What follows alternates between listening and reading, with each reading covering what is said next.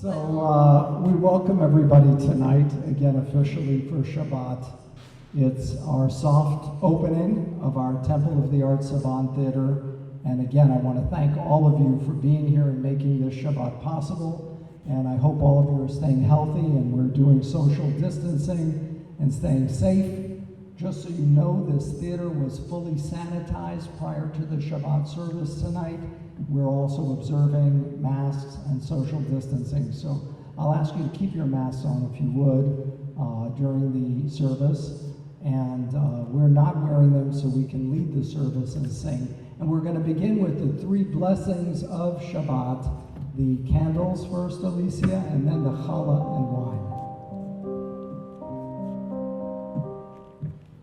And we bring the light of Shabbat into our lives, the light of peace against the darkness of warfare, the light of human understanding against hatred and bigotry that we've all witnessed recently, and the light of God's holiness in a world that is often too empty without those values that we adhere to.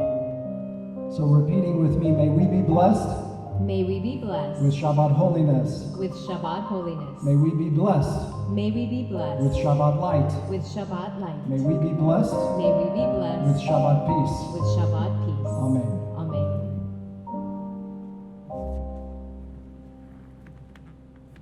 And now Alicia is going to lead us in the short version of the Kiddush, the blessing of the wine. Everyone join her.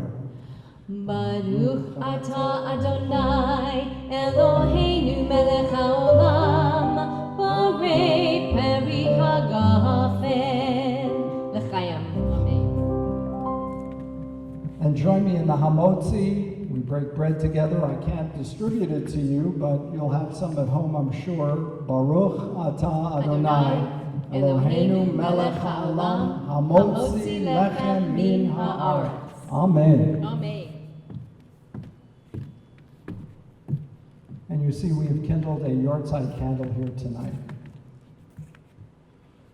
And this yahrzeit candle is for all of the men and women whom we remember tonight who have died from this horrible Chinese coronavirus that is wreaking havoc around the world. We think also of the healthcare workers who lost their lives trying to protect those who are the most vulnerable. And I want to dedicate this candle tonight to the memory of a wonderful, innocent soul who was so brutally killed just a day or two ago. George Lloyd, who was basically choked to death in a horrible act. We want to think about him and his family tonight and say that we will remember him in love and not forget him and all of the innocent victims of violence in our communities and in our world. Amen.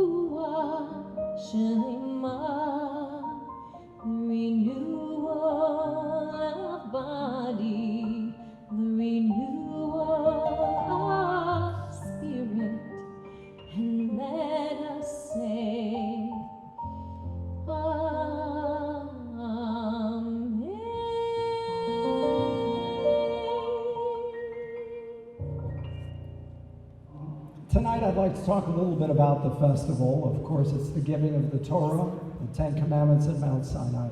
Many of us think of the holiday and we think of the gift as the Ten Commandments, but the Ten Commandments are not referred to as the Ten Commandments.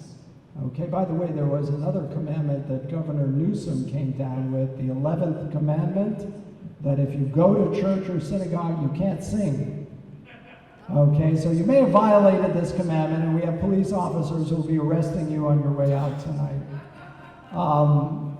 That commandment is actually referred to, the Ten Commandments are referred to as the two tablets of the covenant, Shnei Luchot HaBrit. They're referred to that way, not as the Ten Commandments. In fact, there's no word commandment. It's called Aseret HaDibrot, the 10 spoken words, the 10 utterances, because a lot of them have to do with the way we speak to one another, the way we communicate with our Creator, and the way we communicate with other human beings. So these commandments were designed to give the foundation of morality to Western civilization. And what we found historically is when these commandments don't exist, violence is perpetrated by some people against others. Where there's an absence of that kind of decency and morality, things can occur like an outrageous act by a police officer killing an African-American man by holding his head down and asphyxiating him. And what can happen in response to that, understanding the rage and the anger, and I've been in many demonstrations in my day, from Soviet Jewry to protesting the war in Vietnam. I was in many demonstrations. I never burned down someone's store. I never burned down someone's shop or destroyed their livelihood. That's unacceptable.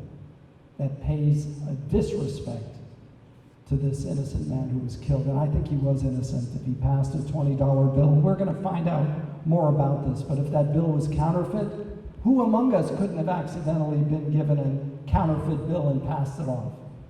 You know, those grounds for cuffing someone, placing them on the ground and killing them. Yes, there's outrage and anger from an accumulation of innocent men and women being killed.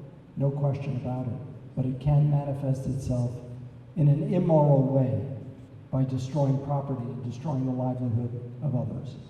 There's a way to protest, and there's a way to act. And that's what these commandments are trying to give us, a direction, a standard.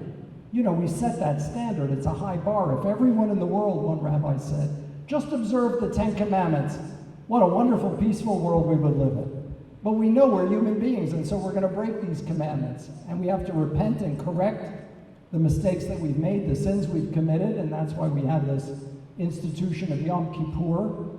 And the truth is we're trying to correct these things all year long, not just one day a year. That seems to be the repository for correction. But the truth is you should be doing correction every month and repair.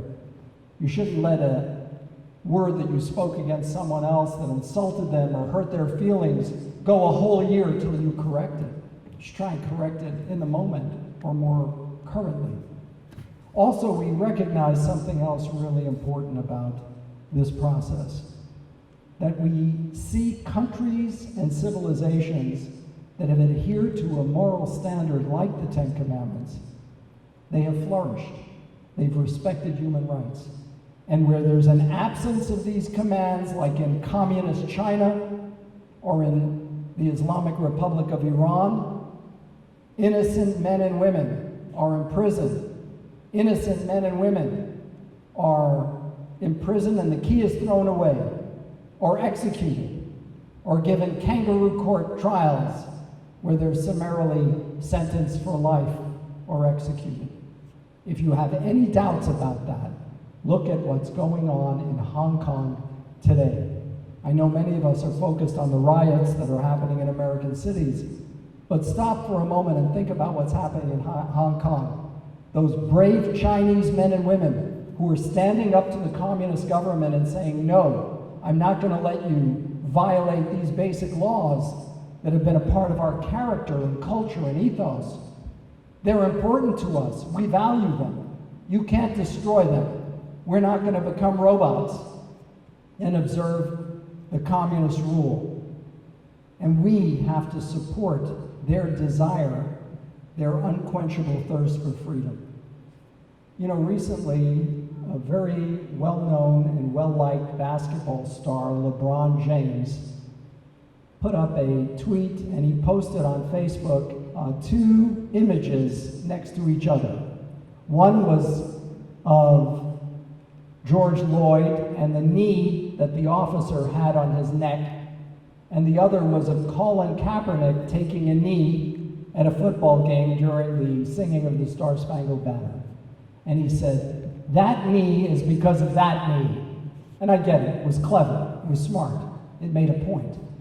But I've got to tell you what disturbs me is the hypocrisy of LeBron James, because when it came time for him to stand up and say that the regime in China, which would not allow any NBA players or any NBA owners to stand up and condemn what was happening in Hong Kong against the protesters, LeBron James said, well, we don't want to get involved in that. It might jeopardize his contract or his royalties from his brand among hundreds of millions of Chinese that might enrich his coffers. That's a pretty sad commentary of hypocrisy that is unfortunately all too out there, where there's an absence of laws of common decency like our commandments. And we're not saying our 10 Commandments are the be-all and end-all, but they are such a standard for the way civilization took a step up, that when those commandments are crushed or withdrawn from society, society suffers. It suffers in terms of human rights, it suffers in terms of human dignity. You can see that happening in many places, oppressive governments in the world. So tonight, when we talk about the gift of the Torah, the gift of these commandments, they're not just a gift to us. We as Jews are called upon to be a light unto the nations. The Hebrew word is or lagoyim. Goyim means countries, nations. We're meant to be a light to the nations. It's our mission to bring the teachings of the Torah to all human beings so that the world we live in is more civilized. On this Shabbat of Shavuot, I hope we take that lesson to heart, and I hope it's one that makes our society a model, even though it's got plenty of flaws, and we acknowledge them. It's a society that adheres to a set of values that will not allow human rights to be crushed and overlooked. May we keep that message with us all year long as we honor and revere the Torah. Amen. Amen. Amen. We now